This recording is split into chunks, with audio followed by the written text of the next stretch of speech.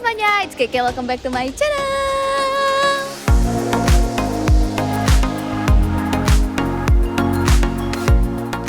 Bakalan gimana sih nasib startup di Indonesia? Nah, untuk mencari jawabannya aku nggak cuma akan pakai pengalaman dari bisnis aku, Lokapoint, Lokaristo maupun Lokadigi, tapi aku akan coba cari jawabannya dengan datang event Ignition Gerakan 1000 Startup Digital yang sekarang ada di belakang aku.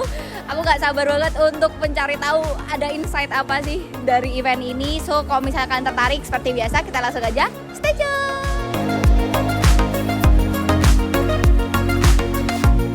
Kalian yang para penggiat startup pasti udah tahu gerakan 1000 startup digital, cuman yang belum tahu, jadi gerakan ini tuh udah ada sejak tahun 2016, terdiri dari berbagai macam program, mulai dari konferensi, inkubasi. Aku suka banget sama ekosistemnya 1000 startup digital ini karena dia ini terdiri dari sangat banyak elemen penting loh dalam membangun startup yang sukses, mulai dari ada ratusan mentor, ada 100.000 calon founder startup, sampai di sini tuh juga ada sekitar 1.400 bisnis yang udah dirintis gitu dari program ini aja. Jadi beneran keren banget komunitasnya. Aku nggak mau rugi, hari ini aku akan ikutan sampai akhir acara. Kita langsung aja deh, siap-siap yuk, let's go.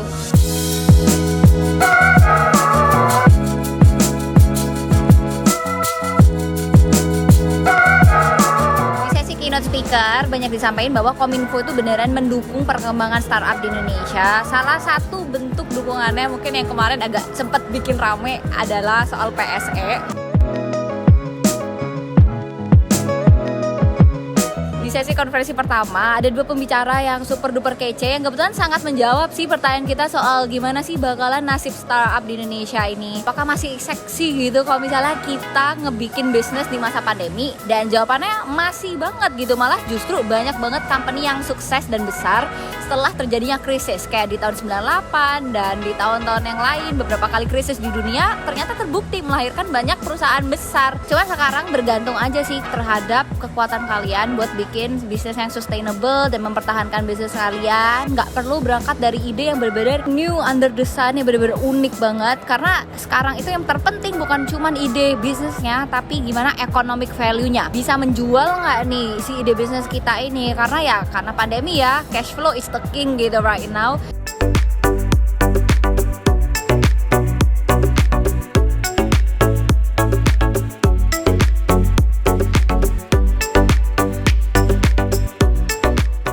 Konferensi kedua ada 3 pembicara yang juga nggak kalah kece. Nah, di sini mungkin lebih ngomongin soal mindset sebagai startup founders. Nah, aku tuh baru tahu kalau probabilitas startup yang sukses dengan startup yang ada di seluruh dunia itu 3:5 juta. Disinilah ya kesempatan yang terbaik di masa pandemi ini untuk stress test bisnis kita, apakah bisnis kita itu beneran bisa survive di kondisi apapun atau enggak. Tipsnya adalah siapin cash runway ya, terus abis itu jangan lupa juga tetap kembangin individu kita sebagai founder, karena sedikit banyak perkembangan bisnis kita itu juga sangat dipengaruhi sama perkembangan foundernya itu sendiri.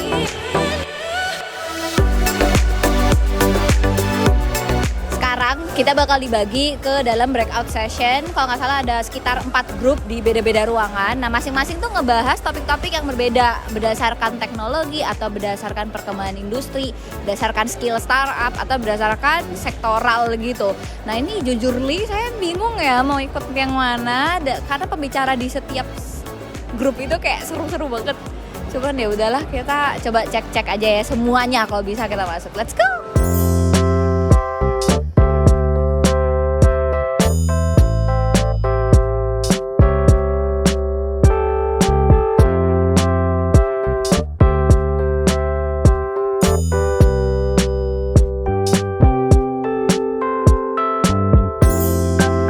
Kalau di acara startup tuh yang seru juga adalah ekosistem networkingnya. Nah, di belakang aku sekarang lagi pada kumpul tuh, mulai dari pemerintah sebagai regulator, ada media, ada pelaku startup, ada venture capital alias investor, dan lain sebagainya. Banyak banget yang ada di dalam sana. Ini sebenarnya cuman casual lunch dan ngobrol-ngobrol aja sih, tapi tadi udah sedikit sebar-sebar kartu nama guys. Oke, nah sekarang kita bersama dengan Pak Sodi. Kita akan nanya, menurut Bapak nih, bakal gimana sih nasib startup ke depannya gitu Pak? Kalau teman-teman ngeliat ya, adanya jenis pekerjaan baru kayak YouTuber contohnya ya. Yep. Itu kan ada semenjak ada teknologi 4G. Sebelumnya kan nggak ada yang nonton tuh, nggak ada aplikasi, nggak ada apa, ingat nggak? Baru kita 2013, 2014 mulai merata, itu mulai tuh naik semua. Jadi dengan adanya teknologi baru, itu bisa create innovation, yang bisa create new jobs, yang bisa khususnya anak-anak muda nih ya, yang emang dinamis dan pengen belajar, itu bisa menemukan dunianya yang baru. Nah, kedepannya kita akan deploy 5G yang 100 kali lipat lebih cepat dari yang sekarang. Nah, itu inovasinya lebih gila lagi. Nah, kita mulai kayak metaverse, udah mulai Web3 sekarang. Itu yang perlu teman-teman mulai antisipasi kedepannya arahnya seperti apa. Tuh, kedepannya akan sangat excited. Oke, gitu. Terima kasih, Pak. Oke, kita akan tanya-tanya nih. Kalian pada punya bisnis sendiri kan? Ya, baru mulai banget nih Kak. Baru mulai bikin bisnis. Bakal kayak gimana sih nasib startup di Indonesia? Sebetulnya kalau menurut aku sekarang kan banyak banget ya yang bikin startup baru. Pastinya nanti setiap founder startup itu harus struggle buat gimana caranya dia tuh terlihat startupnya. Karena sekarang banyak banget startup baru. Iya. Kompetitornya udah makin banyak ya? Bener banget. Kalau menurut aku semakin banyaknya inovasi baru bakal semakin berkembang. Soalnya kan nanti tuh Indonesia tuh bakal mengalami inovasi besar-besaran. Nah, dengan inovasi tersebut kita tuh harus menciptakan teknologi yang bisa jadi semua orang tuh bisa ngerasain inovasi gitu. Nasib startup di Indonesia mungkin sekarang sih udah lebih sulit ya dengan keadaan keuangan yang terjadi dan dengan berita firing yang kita dengar di kiri dan kanan dan struggling startup besar lainnya yang kita dengar. Cuman I'm hopeful kayak kita can get through this. Ini bisa jadi satu musim di mana mungkin kita jadi lebih memikir ulang lagi kembali semua strategi yang kita lakuin. Nggak bener-bener bakar uang aja, tapi bener-bener mikirin gimana caranya bisa sustain secara bisnis ke depannya. Maybe this is a good thing for all startups karena ini membawa satu kayak era baru di mana kita akhirnya lebih mikir secara matang-matang lagi dalam strategi kita. Kalau menurut gue sih sebagai startup kan sama kayak bisnis juga ya, karena kan kita juga sebagai entrepreneur, kayak kita emang ngelihat gitu bisnis modelnya emang sekarang tuh harus banget fokusnya ke profit gitu. Jadi nggak cuma sekedar ke growth doang atau ke jumlah user, tapi profitability itu tuh penting banget. Intinya mah cari cuan sih. Tetap sama kayak bisnis konvensional, harus cuan tuh penting banget buat cash flow juga, buat operational bisnis, dan harus benar diperhatiin sih menurut gua. Ya tadi bener kata Ray, semoga ini bisa jadi kayak salah satu turning point supaya emang ya kita back to conventional business juga, fokusnya emang cari profit gitu. Terima kasih.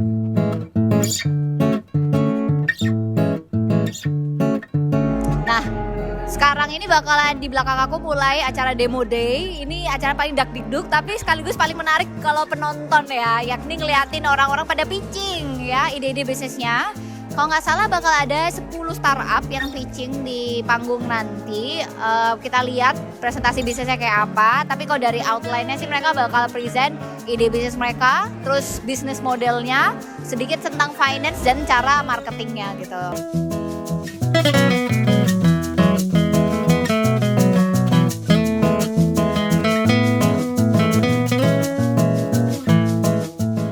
Akhirnya udah beres semua rangkaian agenda di acara Ignition 1000 Startup Digital kali ini.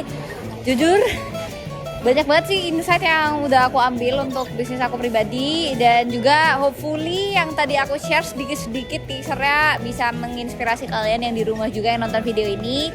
Kalau misalnya kalian suka sama vlog-vlog aku, datang acara-acara bisnis atau acara-acara lainnya, kalian bisa taruh komen kalian di bawah. Nah, kalau misalnya kalian juga suka sama videonya, jangan lupa like dan subscribe dan share video ini ke teman-teman yang mungkin baru bangun startup tapi kayak aduh iya nggak ya. Nah, siapa tahu videonya bisa menjawab kegundahan tersebut. Ya udah, sekian aja dari aku. Kita mau pulang. Terima kasih dan sampai ketemu guys di video selanjutnya. Bye. Strategi memilih tempat duduk di kala sedang seminar atau conference kayak gini adalah jangan duduk di situ, tapi duduknya di sini guys, biar tidak kekurangan glukosa. Kita tuh harus duduknya deket coffee break, ya nggak sih? Setuju lah yang enggak? Iya dong. Itu gaffer gue, ya Allah, bisa-bisa dia